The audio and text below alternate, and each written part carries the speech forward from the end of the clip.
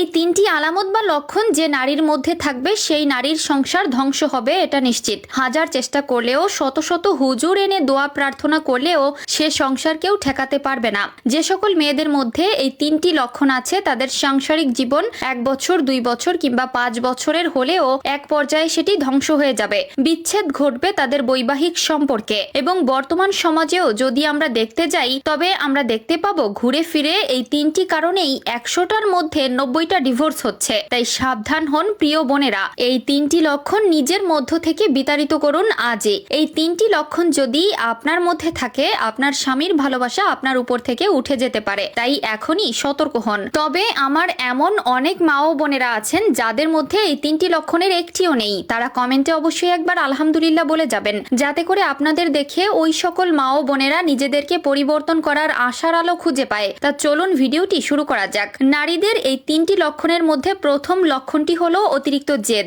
যে সকল নারীদের মধ্যে অতিরিক্ত জেদ আছে তাদের সংসার জীবনের সুখ উঠে যায়। কারণ অতিরিক্ত জেদের বশে নারীরা নিজের স্বামীকে সম্মান করতে ভুলে যায়। নিজেদের কোনো কিছু পছন্দ হলে সেটা নিতেই হবে এমন জেদ ধরে বসে। এগুলোর মধ্যে আপনারা একটি সমীকরণ দেখলেই বুঝতে পারবেন আজ থেকে 30 কিংবা 40 বছর আগে বিবাহ বিচ্ছেদের ঘটনা খুব একটা ঘটেছে বলে শুনতে পাবেন না। কারণ তখনকার মেয়েরা নিজেদের স্বামীর কথার অবজ্ঞা করতেন না। তাদের কাছে স্বামীর হুকুম ছিল বড় হুকুম। স্বামীর কথার বাইরে তারা একটি কথাও বলতেন না। ফলে তাদের স্বামীরা তাদের উপর সন্তুষ্ট থাকত। কিন্তু বর্তমান যে সকল জেদি নারীরা আছে তাদের প্রত্যেকের স্বামী তাদের উপর অসন্তুষ্ট।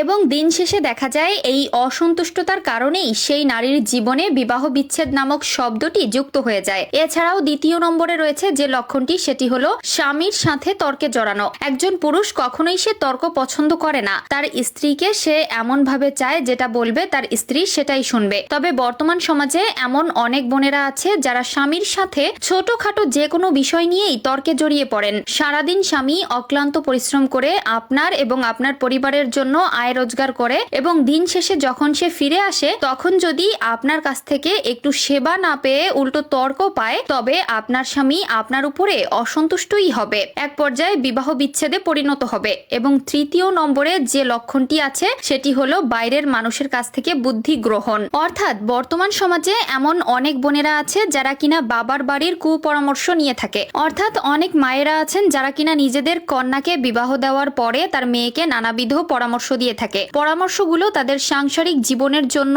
উপকারের বদলে ক্ষতি বয়ে আনে। কারণ বিবাহের পর একমাত্র স্বামী স্ত্রী জানেন সংসারের পরিস্থিতি কেমন। তবে যদি এখানে অন্য কেউ এসে পরামর্শ দিতে চায় এবং সেই পরামর্শ অনুযায়ী যদি সংসারের ধারণ করা হয় তবে সেই সংসারের পতন নিশ্চিত। তাই সাবধান হন এখনই। সুখে শান্তিতে সংসার করতে চাইলে এই তিনটি অভ্যাস এখন থেকে বাদ দিয়ে দিন।